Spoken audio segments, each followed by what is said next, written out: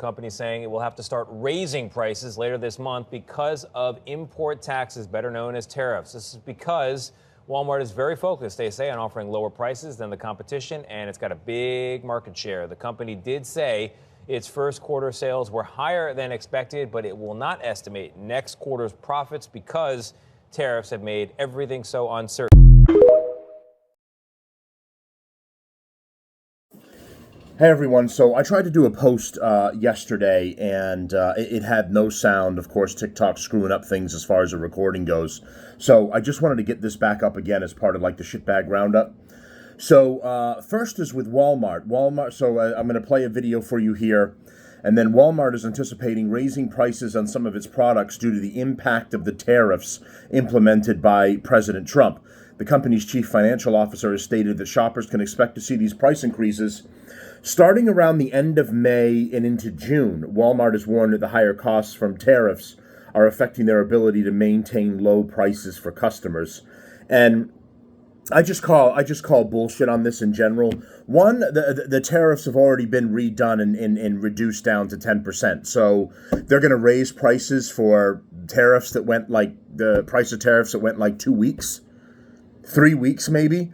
So this is just them using a convenient excuse to price gouge, and large corporations do this all the time. Whatever excuse is there that presented itself, they can use that and then put the blame on somebody else. Everybody will get mad at President Trump and not us poor Walmart guys that are trying to make money and rip everyone off. So if you guys remember during COVID, and the amount of money these large corporations were able to make, a lot of the mom and pop stores either had to operate under very strict guidelines where they had to move everything outside, put in a tent, put in ventilation, separate tables 6 feet if it was a restaurant, right?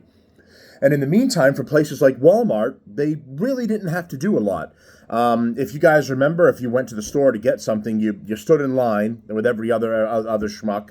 One worker sat at the door with a tablet and tracked how many people were in the store, and then checking them off when they left, and then allowing that amount of people to go in after those people checked out. And the stupid arrows you had to follow to go out the lanes and all that crap. And but they still made millions, absolute millions, because they were some of the only companies that could really, the large corporations could really function somewhat normally with little interruption to business, all by a technicality because they sold food and they sold essential goods. So these guys have made a fortune, and they certainly don't need to do this price raise now for like 2 weeks worth of tariffs. Maybe a month if you take the ones that were going with China, which have already been renegotiated and they're making changes on it and are coming back down again. And then that also has to make you wonder how much crap do they get from China. But this is just, it's not something you should be mad. They want to deflect and have you be mad at President Trump. But in actuality, this is a greedy company taking advantage of a situation in order to put a price on the consumers. Don't fall for it, and shop a small local business or an Aldi or whatever you have that's the equivalent in your area of cheaper grocery stores or cheaper places to go to get things, and send Walmart a message. If you're not the only place. If you're gonna fuck with us, we'll take our business somewhere else. So that's the first update that didn't go through, and then I got a second one here about good old Mayor Wuhan in Boston. I'm going to put that up next. Okay, in this second part of video that wouldn't upload last night for the Shitbag Roundup, we got 2 more shitbags, and of course, that's the Democrats, and especially Mayor Wu, or we call her Mayor Wuhan, the mayor of Boston. So 2 of her staff members, fire them both. Boston City Councilor calls for termination of employees in domestic violence case.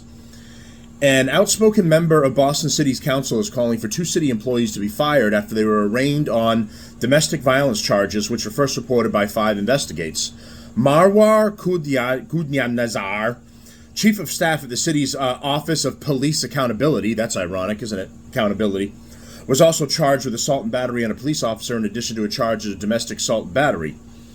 Chulan Huang is also facing a single count of assault and battery on a family or household member.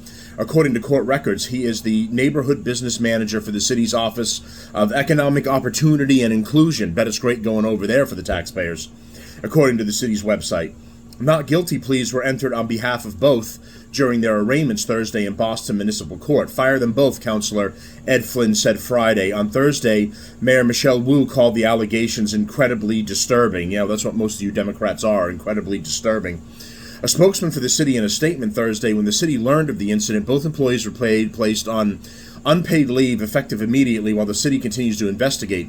The city takes these allegations very seriously and holds all public servants to the highest standard. In addition to suggesting the two should be fired, Flynn called for an investigation. An independent investigation into workplace culture and environment is also warranted at several key city departments, including the Office of Police Accountability and Transparency, Office of Economic Opportunity and Inclusion, and the Mayor's Office of Neighborhood Services, he said in the statement. So we've got a lot of problems within all of those areas. And of course, all Democrat-run, almost across the board.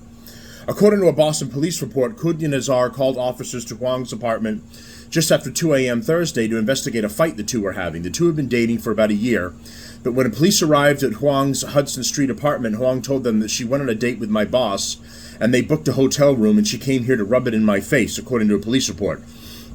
Huang told police that he took her phone to read through the messages, and when he gave her the phone back, she started punching me, and she starts biting me, according to the police report.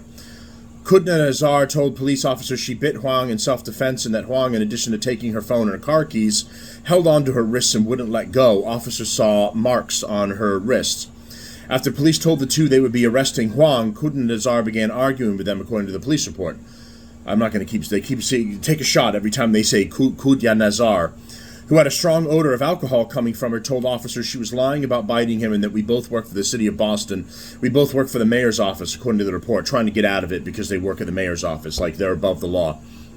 After trying to block Huang from being able to leave the apartment, Kudya Nazar, take another shot, called 911 and said, "Hi, there's a police sergeant in my house who doesn't want to give me her ID number," according to the police report. She then pushed, swore at, and hit one of the officers, according to the report, which led to police arresting and charging her with assault and battery on a police officer. After Kudya Nazar, take another shot, was put in handcuffs and led into a police vehicle, Huang said from the back of a cruiser that, "We both work for the city. This is unnecessary," according to the report. So Democrats, of course, always getting into illegalities, getting into trouble, assaulting officers, and then always trying to use their position of power to get out of any personal responsibility whatsoever. So that's what we call her Mayor Wuhan, because she's just a leftist, just communist scumbag mayor of Boston. But it's not just that these officials are in office. It's you can be angry at them about what they're doing and how they run things, but it's the stupid people that vote them in.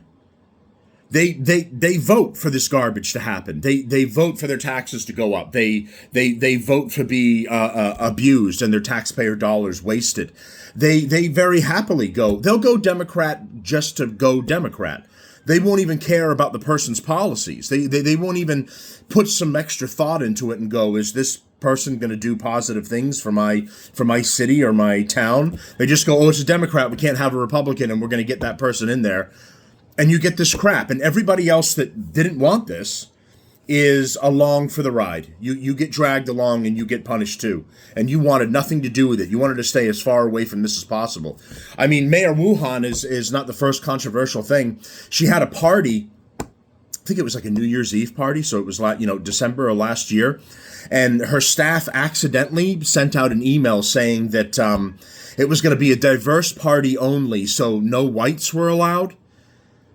This is the same Mayor Wuhan. I'm remembering, trying to go from memory on that one. I'm pretty sure it was an email that got sent out, and it essentially said, if you're white, don't attend.